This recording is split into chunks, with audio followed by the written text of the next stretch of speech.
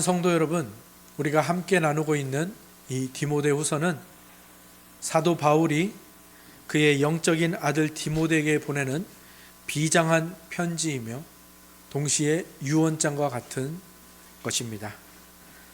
그 유언장에 무엇이라 적혀 있는가 우리가 쭉 살펴보는 가운데 3장에 들어와서 사도 바울은 교회의 책임을 맡고 있는 디모데에게 이것을 알라라고 말하고 있습니다. 아주 엄중한 경고를 던지고 있는 것이죠. 그런데 무엇을 알라고 합니까? 너는 이것을 알라. 그 다음에 뭐라고 되어 있습니까? 말세에. 그러니까 아주 엄중한 경고를 던지는데 그것이 무엇에 대한 경고라는 겁니까? 말세에 대한 경고입니다. 사실 요즘 강단이나 또는 우리 입술에서 말세라는 말을 듣기가 어려운 것 사실입니다. 어쩌면 지금 우리가 사는 이 세상이 말세 그 자체이기 때문일 것입니다. 그래서 조금 무감각해졌을 수도 있고요. 또 여러 이단들이 이 말세라는 말을 가지고 장난을 하도 쳐서 공포감을 조장해서 우리가 약간의 거부감이 든 탓도 있을 것입니다. 그렇다면 여러분은 말세라고 하면 무엇이 먼저 떠오르시나요? 어떤 이미지가 여러분에게 떠오르시나요? 흔히 사람들은 이 말세 하면 세상이 멸망하는 날, 만화나 영화 같은 데서 본 지구가 두 쪽 나는 그 순간, 예수님이 또 재림하시는 바로 그 마지막 순간을 떠올립니다. 그러니까 우리는 주로 말세하면 뭘 떠올리냐면은 어떤 특정한 때, 어떤 시간, 그걸 떠올리는 거예요.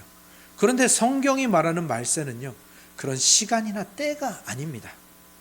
성경은요, 자세히 살펴보면 살펴볼수록 성경에서 말하는 말세는 시간이 아니라 순서입니다. 물론 예수님이 다시 오실 날이 가까운 것은 맞습니다. 그리고 지금도 하루하루 더 가까워져 오는 것 맞습니다. 시간이고 때인 것도 분명합니다. 그러나 성경적인 의미에서 진짜 말세는 뭐냐? 예수님이 이 땅에 아기로 오시고 그 다음에 죽으시고 부활하셔서 승천하신 바로 그 순간, 승천하시면서 뭐라고 하셨죠? 내가 이렇게 올라가는 모습 그대로 너에게 다시 오실 것이다 라고 말씀하신 그 순간부터는 다 말세입니다.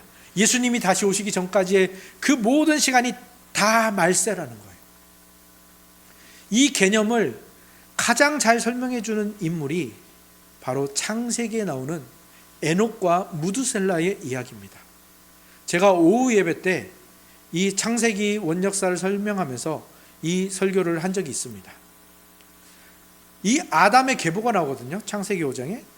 여기에 아담의 계보를 보면 다 뭐냐면 죽었더라예요.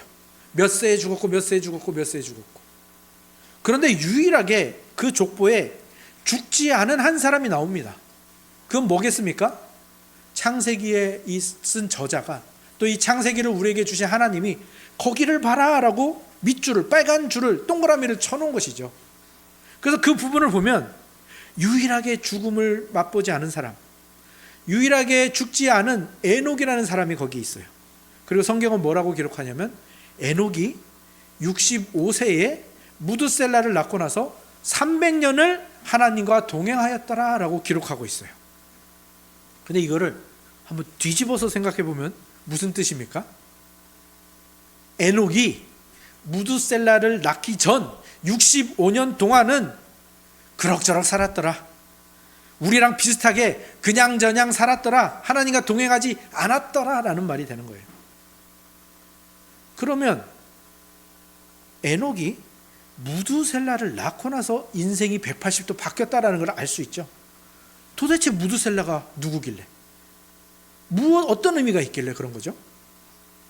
이 무드셀라라는 이름의 뜻은요, 창을 던지는 자라는 뜻이에요. 고대 사회에는 이렇게 부족 또는 성으로 이렇게 살았잖아요. 그 성에는 항상 장수가 있습니다. 그 장수가 바로 창을 던지는 사람이죠. 근데 이 고대 사회에서 이 창을 던지는 사람이 죽으면 어떻게 되는 거죠? 이 성은 망하는 거예요. 이 성은 그냥 끝이에요. 심판을 받는 거예요. 그래서 이 무드셀라라는 이름을 아들의 이름으로 에녹에게 주셨다라는 것은 하나님이 에녹에게 뭘 말씀하시는 거예요? 에녹아, 그 아이의 이름을, 너의 태어날 아이의 이름을 무드셀라라고 내가 지어줄게. 그 말은 무슨 뜻입니까? 에노가 네가 아들을 낳을 건데 그 아이가 죽는 날 세상에 심판이 임할 것이다 라는 뜻이에요. 그리고 실제로 무드셀라가 죽고 어떤 일이 일어났죠? 노아의 홍수 심판이 일어난 겁니다. 그러면 한번 여러분 에녹의 심정을 한번 생각해 보세요. 무드셀라가 태어나기 전까지는 괜찮았어요. 그냥 막 살아도 뭔가 안심이 됐어요. 근데 무드셀라가 태어난 바로 그 순간부터는 매일매일이 말세인 거예요. 사실 저희 가정도 유산이라는 걸 경험해 봤거든요. 아이가 잉태된 순간부터 이제 에녹은 사실 매일매일이 불안한 겁니다. 아들이 감기가 걸렸어요. 그러면 에녹에게 어떤 생각이 들까요? 오늘이 그날인가? 무드셀라가 넘어져가지고 무릎이 깨져가지고 피가 흘러요. 우리는 무릎 깨져서 피 흘리는 거 별거 아니라고 생각하죠. 왜? 집에 소독약도 있고 항생제도 사 먹으면 되니까. 근데 이 고대 사회에서는 그렇게 피 흘리는 게 무서운 일이었어요. 거기가 감염이라도 되면 그냥 죽는 겁니다. 그러니까 무드셀라가 무릎만 깨져도 에녹은 가슴이 철렁철렁 하는 거예요. 하나님, 오늘이 그날입니까? 무드셀라가 언제 죽을지 모르니까 에녹은 하루하루 허투루 살 수가 없는 거예요. 그 긴장감이 에녹을 하나님과 300년 동안 동행하게 만든 겁니다. 근데 이거는 그저 구약시대에 또는 이 디모데후서가 쓰인 요 신약시대에 국한된 말이 아니에요. 디모데가 살던 시대도 말세였습니다. 오늘 우리가 살고 있는 이 2026년도 말세입니다. 그리고 바울은 바로 그 말세에 어떤 일이 일어나는가, 거기에 대한 경고, 거기에 대한 그 명령을 지금 하고 있는 겁니다. 그래서 무엇이라고 표현하면 바울이 이 말세에 뭐가 이른다고요? 고통하는 때가 이르러. 우리나라 성경이 번역이 참 좋습니다. 그런데 가끔씩 한 번씩 이렇게 우리나라 말로는 표현이 안 되는 부분들이 하나씩 있어요. 근데 그거는 이제 원어를 봐야겠죠. 오늘 본문에 나오는 이 고통하는 때, 고통한다라는 이 말이 사실 신약 성경에서는 딱 두 군데만 쓰였습니다. 오늘 본문이랑 또 하나는 마태복음 8장에서 예수님이 가다라 지방으로 갔는데 거기에 그 많은 귀신 들린 자가 있었거든요. 근데 이 귀신 들린 자가 너무 사나워서 아무도 그리로 지나갈 수 없다라고 했을 때 그 사납다라는 말이 똑같은 단어입니다. 그러니까 바울은 지금 이 말세의 고통을 그 단어를 가지고 와서 뭘 표현하는 겁니까? 말세의 고통이 이르는데 이 고통은 단순히 경제적으로 어렵다, 경기가 어렵다 이거 아니라 몸이 아프다 이 정도가 아니라 그냥 핍박이 좀 심하다 이 정도가 아니라는 거예요. 아예 영적으로 통제가 불가능하고 사람들이 맹수처럼 사납고 흉폭해지는 상태, 바로 이것이 말세의 특징이다라고 바울이 말하고 있는 겁니다. 그리고 그 뒤에 이제 바울이 19가지의 죄악상들을 나열하고 있습니다. 이거는 뭘 하는 거냐면 바울이 그 말세에 흉폭해지고 사나워진 그 사람을 마치 부검을 집도하는 검시관처럼 이렇게 부검을 하는 겁니다. 해부를 하는 거죠. 이 시대의 죄악을 19가지나 나열하면서 이렇게 회부해서 이 원인을, 결정적인 원인을 찾고 있는 겁니다. 보면 시신을 부검하면 여러 가지 죽음의 원인들이 나오죠.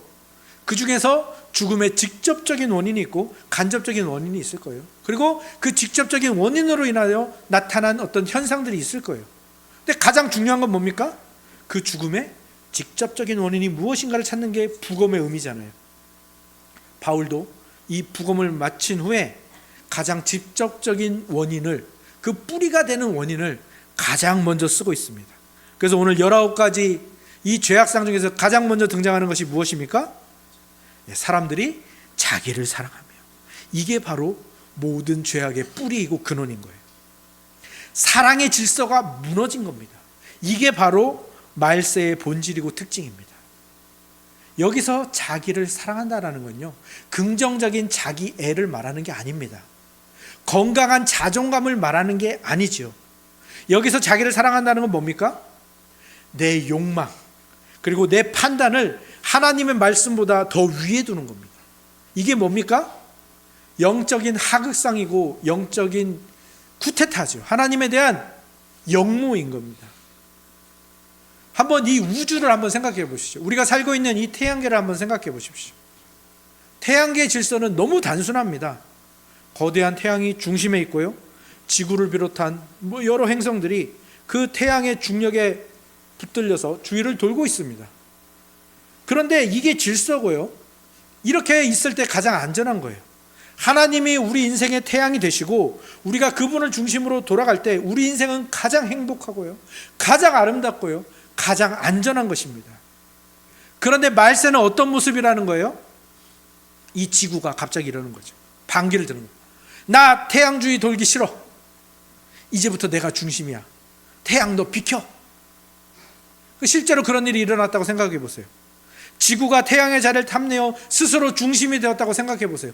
그럼 그 순간 어떤 일이 벌어질까요? 모든 중력의 질서가 다 깨집니다.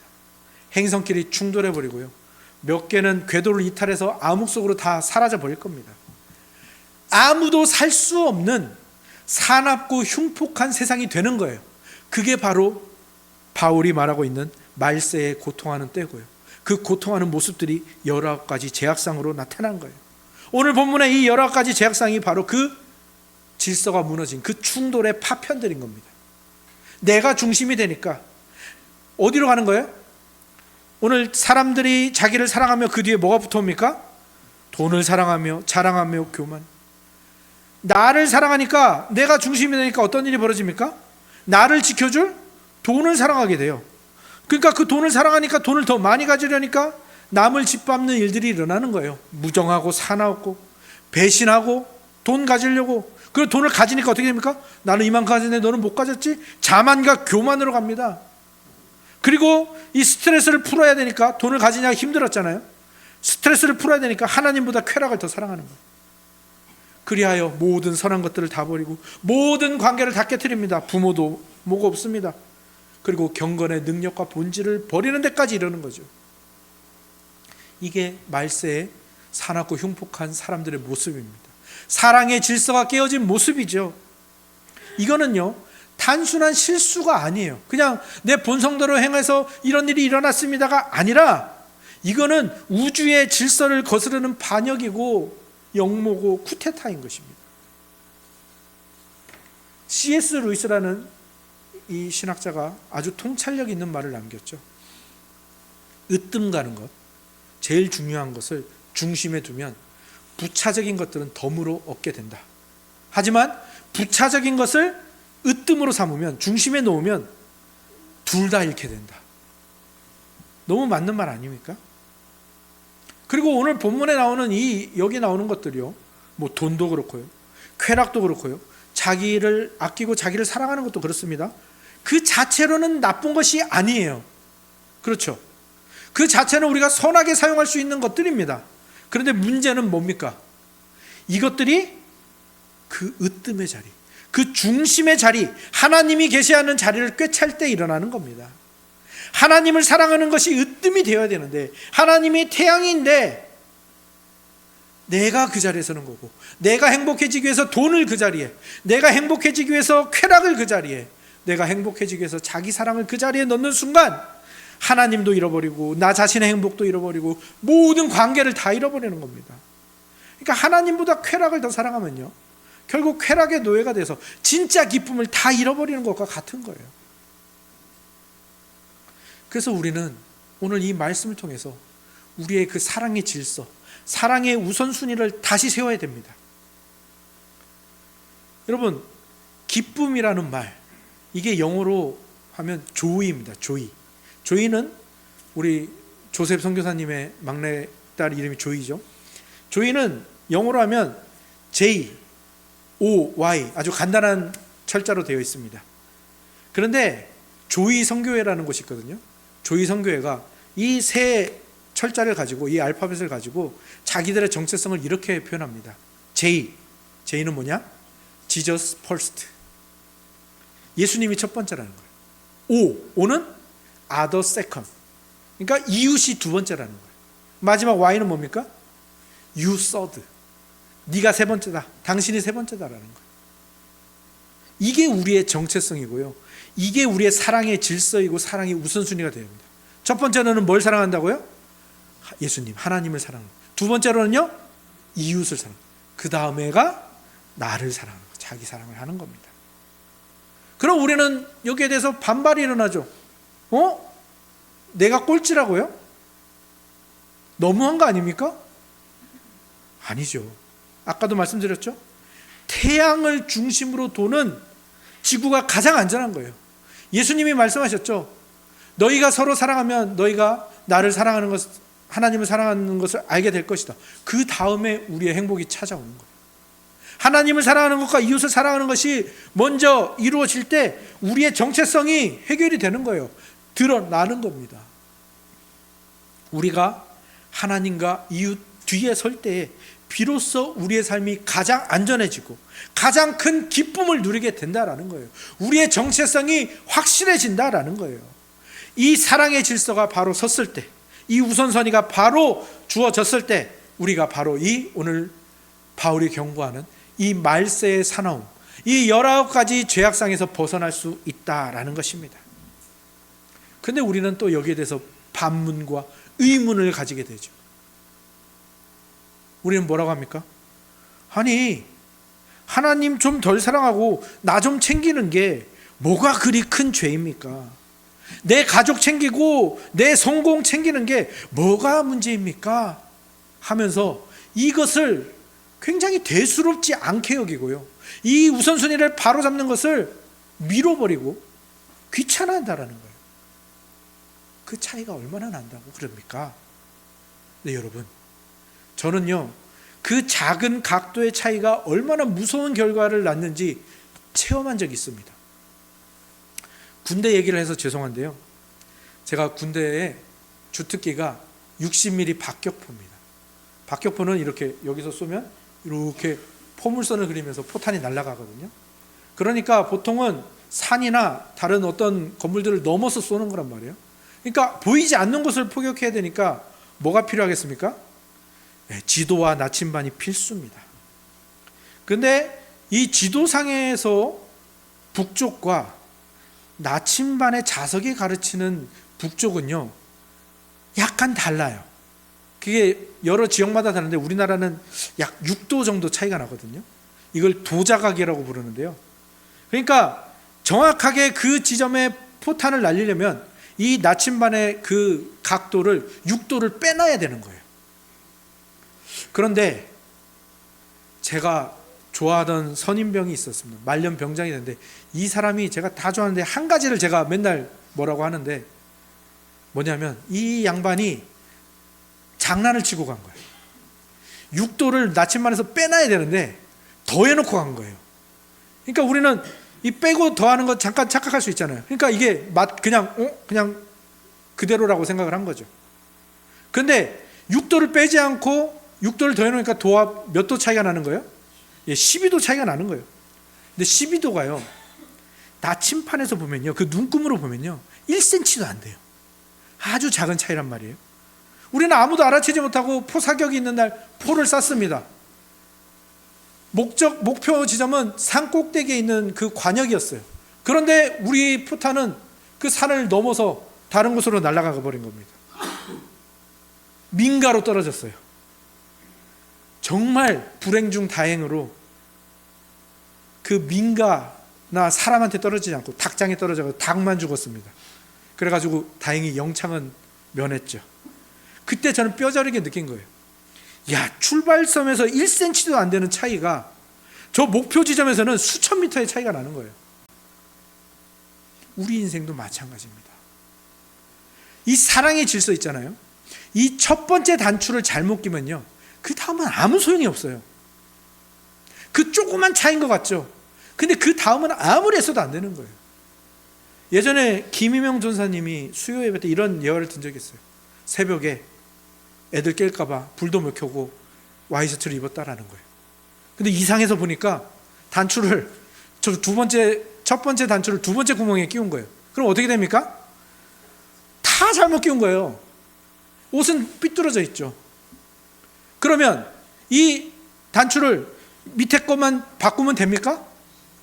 안 됩니다. 첫 번째 단추가 틀어져 있으면 아무리 정성껏 끼우고 한 땀 한 땀 정성을 들여서 끼워도 뭡니까? 그 뒤로는 다 잘못 낄 수밖에 없는 거예요.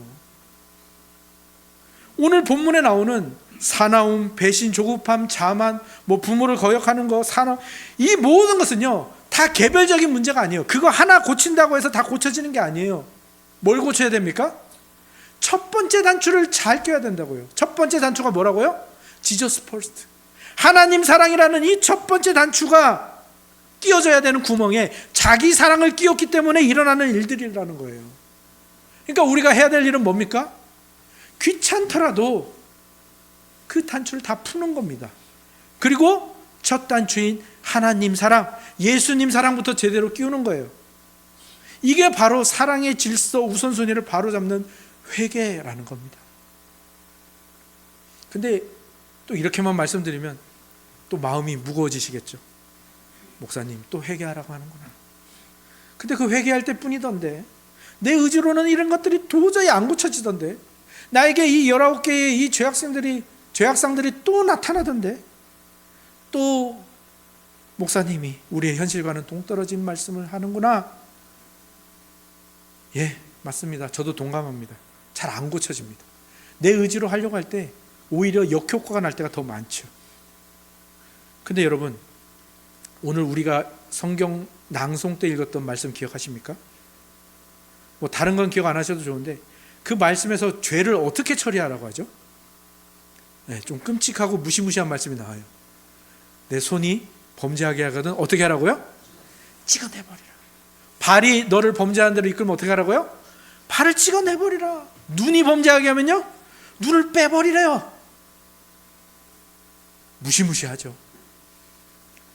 근데 이 말씀은 진짜로 작두로 손발을 자르라는 말도 아니고요, 진짜로 눈을 빼버리라는 뜻도 아닙니다. 진짜 장애인이 되라는 뜻이 아니에요. 그런데 뭘 하라는 거죠? 그 취급을 당하라는 거예요, 세상에게. 왜? 세상은 죄가 주는 달콤한 유익, 이 사납고 흉폭한 모습을 조장하는 사회예요. 그래서 그렇게 하는 사람들에게 칭찬을 한다고요. 그렇게 하는 사람에게 잘한다 잘한다 내 새끼 한다고요. 그런데 그렇게 하지 않을 때 뭐라고 한다고요? 불편한다고요. 장애인 취급을 한다고.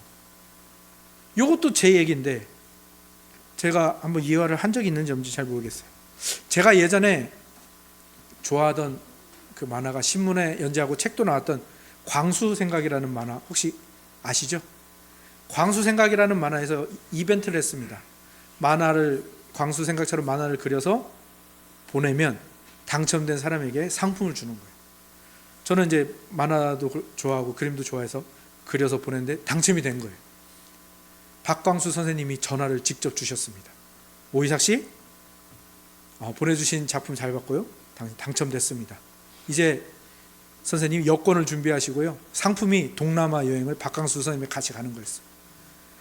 여권을 준비하시고 몇 월 며칠까지 공항 어떤 게이트 몇 번으로 오시면 됩니다.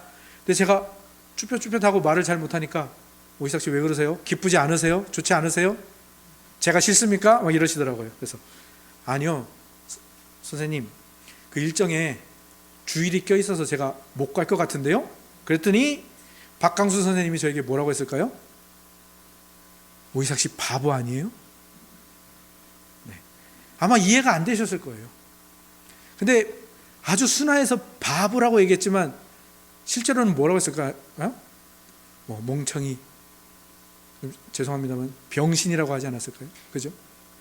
융통성도 없고 꽉 막힌 그런 사람처럼 보였겠죠. 바로 그거예요.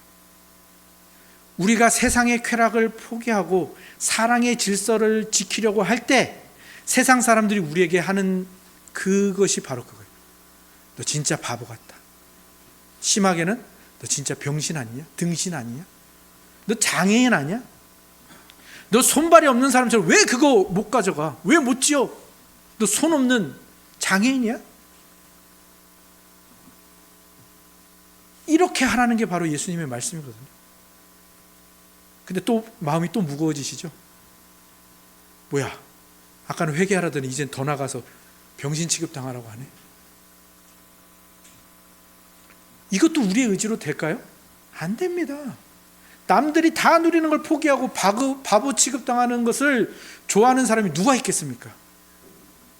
근데 여러분, 바로 여기에 우리의 소망이 있다는 거. 왜? 장애인이 되라고 하지 않으셨어요. 뭐라고요? 장애인 취급을 당하라고요. 우리가 진짜 손발을 자르고 눈을 빼는 게 아니라 그 취급을 당하라는 겁니다. 그리고 그 당할 수 있는 힘을 우리에게 주는 거예요. 누가? 우리 예수님이. 우리 예수님이 어떤 분이시고 어떤 일을 하셨는데요? 예수님은 우리를 지옥에 보내지 않기 위해서, 우리가 장애인이 되지 않게 하기 위해서, 그리고 하나님 아버지의 사랑하는 아들이요 기뻐하는 자가 되게 하시려고 예수님이 십자가에 못 박히셔서 손과 발을 찍히셨습니다. 그분이 장애인이 되셨다고요. 그분이 불구가 되셨다고요. 그분이 머리에 뭘 쓰셨습니까? 가시관을 쓰셨습니다. 신학자들과 의학자들은 말합니다. 그 가시관을 쓰고 있을 때 그 가시관이 계속해서 머리에 박힐 때 어떤 일이 일어나냐? 시신경을 찔러서 눈이 멀게 된다. 예수님은 우리 보고 눈을 빼라고 하시는 분이 아닙니다. 그 취급을 당하라고 하십니다. 그리고 자기 눈을 빼시는 거예요. 자기가 실명되시는 분입니다. 진짜 장애인이 되시는 거예요. 우리가 장애인이 되지 않으면서 장애인 취급을 당해도 괜찮도록. 그리고 무엇보다도 예수님은 어떤 일을 당하셨습니까? 우리는 기껏해야 병신 장애인 같다라는 그것을 들을 뿐이지만 유대 사회에서 십자가라는 나무에 매달리는 것은 뭡니까? 구약 성경에 나오죠. 나무에 매달린 자마다 하나님께 저주받은 자라 할 것이라. 이 말은요, 유대인 사회에서 최악의 욕입니다. 제일 센 욕이에요. 하나님께 저주받은 자라는 거예요. 하나님은 진짜 그 취급을 당하셨다고요. 그리고 무엇보다 하나님께 버림받으셨어요. 나의 하나님, 나의 하나님, 어찌하여 나를 버리시나이까? 이 절규는요, 시적인 표현이 아닙니다. 하나님이 외면하셨고요, 버리셨고요, 예수님은 진짜로 가장 사랑하시는 그분에게 떨어져 나가는 그 영혼이 찢어지는 고통을 당하셨다고요. 왜? 우리가 하나님께 붙어 있고 세상으로부터는 장애인 취급을 받지만 하나님의 사랑하는 자요, 기뻐하는 자라는 그 칭호를 받게 하시기 위해서 예수님이 그렇게 하셨다.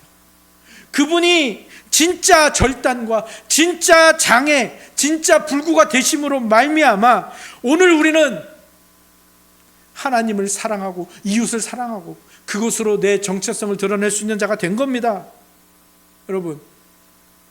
여러분을 위해서 기꺼이 가장 비참한 불구와 장애인의 모습이 되신 그 예수님을 바라보시기 바랍니다. 그분께로 오십시오. 이번 한 주간 그분을 많이 묵상해 보십시오. 그분을 만나십시오. 그리고 그분의 그 십자가의 사랑의 크기를 한번 경험해 보시기 바랍니다.